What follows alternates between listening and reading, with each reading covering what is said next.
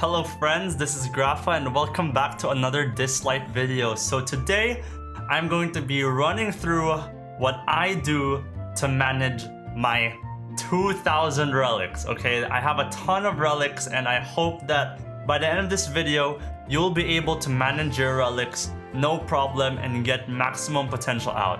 Again, this is all just my opinion, so if you guys have any suggestions or have any better ideas, please let me know down below in the comment section. But this is what I use, and I think that this is a pretty good system that I have so far. So, to begin with, I think one of the most important things that you have to do is to lock your relics. And this isn't just for relics that you have upgraded. This is for any useful relic that you may potentially upgrade. You should lock all of your relics, and what locking them does is it prevents them from being sold randomly. So for example, what I will do oftentimes is at the end of a session of farming relics, I will filter through all the relics that I think are useful, and then I will lock them. I will not necessarily upgrade them, although sometimes I will, but I will lock them. That way, the ones that are useless, like for example, this War Machine set, I don't think it's that useful, right? It's elite level, it's not even superior or flawless. So I will then select all, and then I will bulk sell. And what that does is it allows me to filter out very quickly, because most of the time you will get more relics that are useless or not that useful to you than you do get useful to you. So you'll get a lot of useless relics. And by locking the ones that you actually can potentially use, why do I keep saying potentially? Potentially use, you're actually saving yourself a lot of time instead of, like, for example, filtering out per thing and then looking, oh, does this have crit rate or crit damage? I used to do that. But by locking what you actually do need when you get them here in the relic section, and then selling up everything else, you save a lot of time. So I'll just show you quickly here. For example, I'll run some bullets if I still have some tokens. Okay, I have some, right?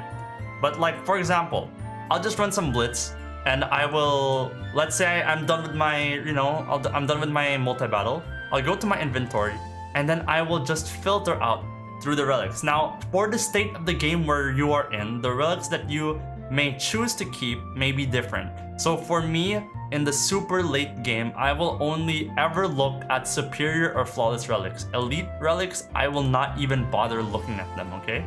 So for example, this relic, it has attack bonus, accuracy, and defense bonus. Now, for me, in my opinion, I will just steer away from 2 flat stats and resist. Any other combination, I will usually keep.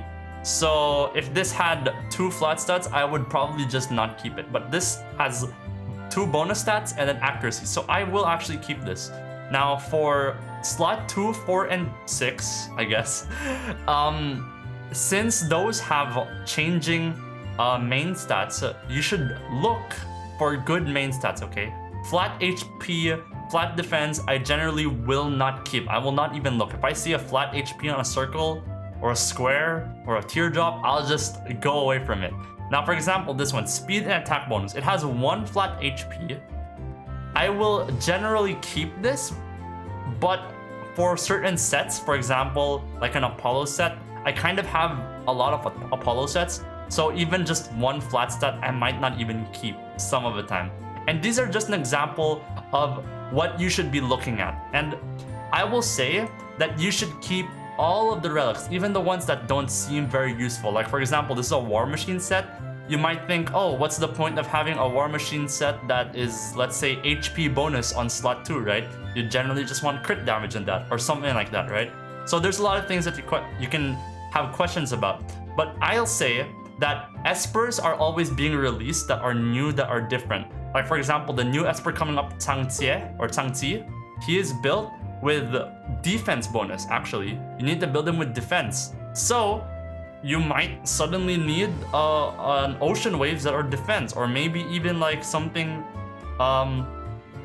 crazy, like a Thor that's based on defense, right? Or an Astral Witchcraft that's based on defense. You might need many different sets that you might not normally need. Like an example that I can even think of right now that I've just recently done is Falcon. I need Falcon for Dark Starlord, but he is based on attack and HP bonus. And so that's kind of weird and not a usual set. And so what you can potentially do is use a War Machine set that is built on HP bonus. And suddenly, you have like these weird sets that you've never even considered making. Like for example, I have a bunch of these and I've only started to use HP bonus and War Machine together ever since like 2 weeks ago because of Falcon. And so there are just so many possible choices. So I would say don't limit yourself to just getting just saving, let's say, crit damage or something, right? You might need the slot 2 attack bonus, even though crit damage is more important. Or you might need crit rate, a crit rate main stat, even though that's not optimal. You might need it. And so I will just say to keep it just in case, okay? You don't need to necessarily level them up, but you should just keep them. Now, for example, if I were to upgrade this relic, right? Let's say I was looking for HP bonus and crit rate. What would be my tactic to actually upgrading the relic? Now, for flawless relics, if they're just, you know, perfect main stats, like for example, you just get a perfect crit damage, something set or whatever. Like for example, this one, oh, maybe not that one. Like if you just get like something perfect, right? Like, sorry, let me look for something that's actually perfect. Like for example, if you got this, right? An attack bonus, crit rate, attack bonus, crit damage, and speed relic set, I would just automatically plus 15 that, because that will be useful somehow no matter what, okay? It has perfect substats. But what if they weren't perfect, right? What if it was a superior relic? You only had 3 substats. What if you weren't sure? Like for example, this one. This is an HP bonus, crit rate, speed, and crit damage. This would go well on my Falcon. But what I would do personally is I would only just auto enhance to plus 9. And you can, you know, gauge this yourself. Maybe you'd want to go to plus 3 and stop there and then check, oh, it has resist. I won't even bother with that anymore. But me personally, if it has only 1 bad stat, I will upgrade it to level 9, or I'll upgrade it to 2 substats, and then I will just see where it goes. If, for example, these 2 go into like resist or something, I'd probably just stop there and move on with my life, right? But for example, oh, these 2 substats go into something useful. Like for example, oh, it went into crit rate and crit damage. That is still very viable, and then I would continue upgrading it. And the reason why you would want to pause is because upgrading to level 12 and level 15 is actually very, very, very costly for you. And so instead of just throwing all your money in the bank always and just wasting a lot of money, you can check. If you're scarce for gold, you can check first, oh, are these subsets gonna be good, and then level them up next. So that would help you save some gold, and if you end up not liking it, you can just unlock it and then sell it right then and there. It would help you to filter out, and you wouldn't need to deal with it in the future anymore, which is helpful relic management habits. Now, the next thing that I'm going to talk about before anything else is the reset stones. Now, personally, I don't think that the reset stones are that valuable, but just you do get them through many different content. You get like one, maybe 2 every month. So they are actually pretty good. Well, 1 or 2 every month. You get a bunch every month, okay? So they're actually very viable to use. And what I would do is, and this is just my opinion, right? But there are a few things that I would only use the reset stones for. 1, I would only use them for slot 2, 4, or 6 relics. And the reason being is that the reset stones only work on the substats. They don't work on the main stat. And because they don't work on the main stat, it is actually much more valuable to re-roll the stats of something that is a main stat that is pretty powerful. If you just roll it on these, you're kind of wasting your time because, well, the substats don't, the main stat, I mean, don't change anyway. But the substat, how often do you get, let's say, a specific, like, let's say, how often do you get a sword avatar on speed, for example? Even me, I have a bunch here, but not all of these are something I'd be willing to upgrade. And so if I were just filtering like with good speeds, like let's say speed and speed, suddenly it drops down. And so let's just look at this one, for example. Let's say this. I'm pretty happy with these substats. I don't need to roll them. But if, let's say for example, I didn't like this substats, I would re-roll these because it is a slot 2, 4, or 6, and it is a flawless relic. The reset stones are much more valuable, in my opinion, the higher the relic tiers go. So I would use them only on a superior relic at best. Flawless if you can help it. But if you really need that specific set, like for example, you really need a good Sword Avatara speed main stat, then go ahead, use it on there. But yeah, I would use it on a slot 2, 4, or 6, and then I would use it only on a flawless or at best superior relic. And the last thing, I would try to use these on sets that are harder to get. What do I mean by that? Well, in the Ritual Miracle bosses, some sets are actually stronger. Some sets are actually harder to get. Like for example, at the moment, Apep is the hardest miracle boss, and at the point I'm not even farming it. So I'm actually behind on having good Sword Avatara sets. Like if I were to just show you, I would have a bunch more Stone Vein set. Okay, maybe not Stone Vein set, but I have way more Stone Vein set. I have way more Master Grove set. I have way more Apollo sets than I do, let's say, Incandescent sets or Adamantine sets, for example. I have just way more. The only reason why I have more is because of the Relic Fusion, but yeah. So I would use these on the sets like, for example, I don't farm Apep, so I would use the reset stones on Apep sets. And this helps a lot because it will help you to get what you do need. Because Chronos is easy to farm, so you're better off, easy to farm for me, so you're better off just farming Chronos and then getting the sets, re-rolling them through the reset stones. And then I would also buy them with the Relic Fusion. I would just get the sets I need instead of with these Relic Fusion things, instead of just farming Apep because Apep is so hard right now. That's the mindset that I go into it, using the reset stones. Now, the most important thing about this whole guide, in my opinion, is presets. Everything else was kind of leading up to how to manage your relics and upgrade them and reset them and whatever. But what do you do when you have a million relics, right? You just put them per Esper. And that's where, obviously, we go to our presets. Now, the presets allow you to basically save the relics that you want to use. Now, for example, right, let me just, put on a random set. Let's just put this on.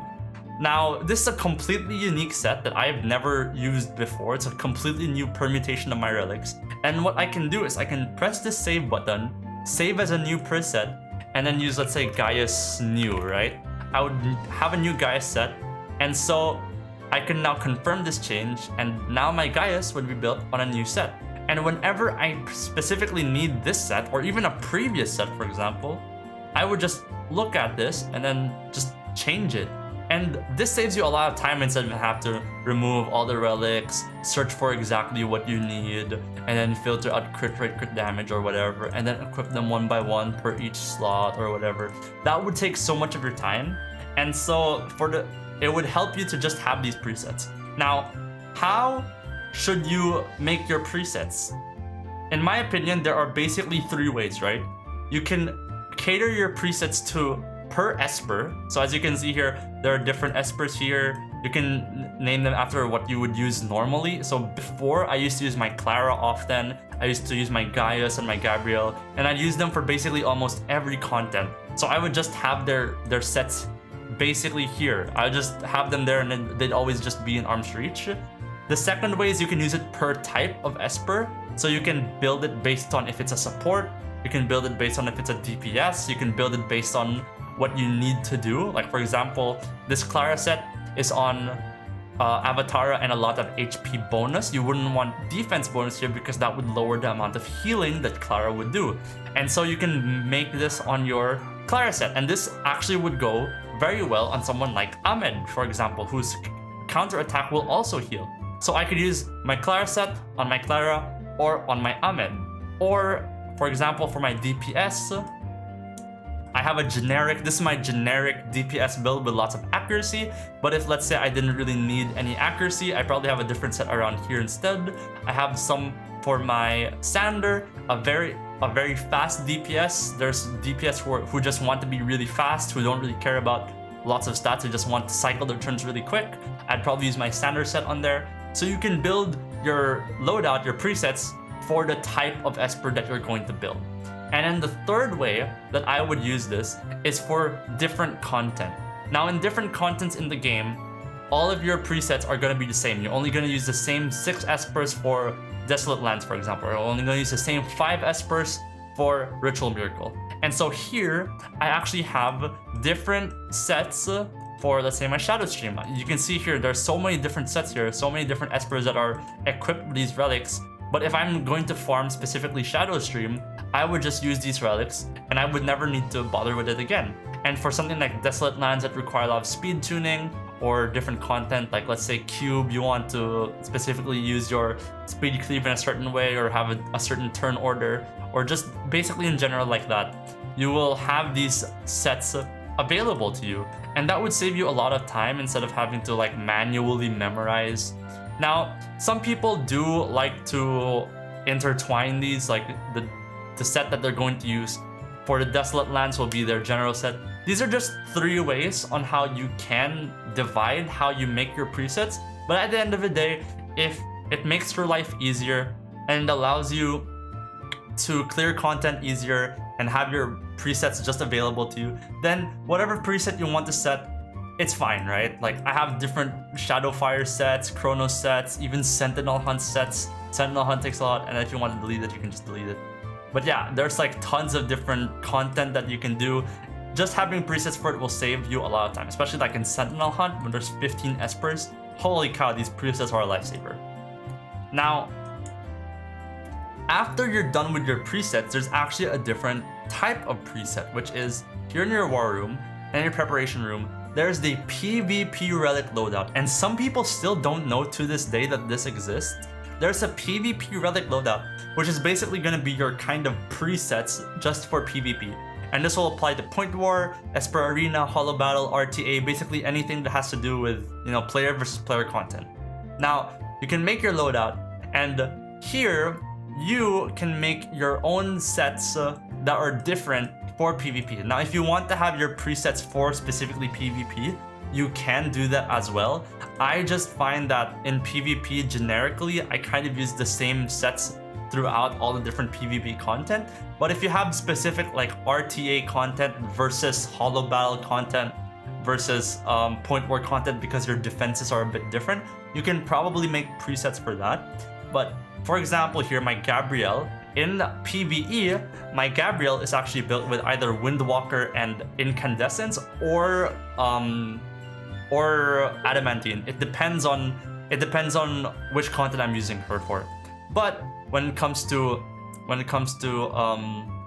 PvP, I built her on Tyranny of Zeus and a immunity set because I don't want her getting stunned early game. I want her to be really fast, but I also want to use her multi-hits to abuse the Tyranny of Zeus in different content.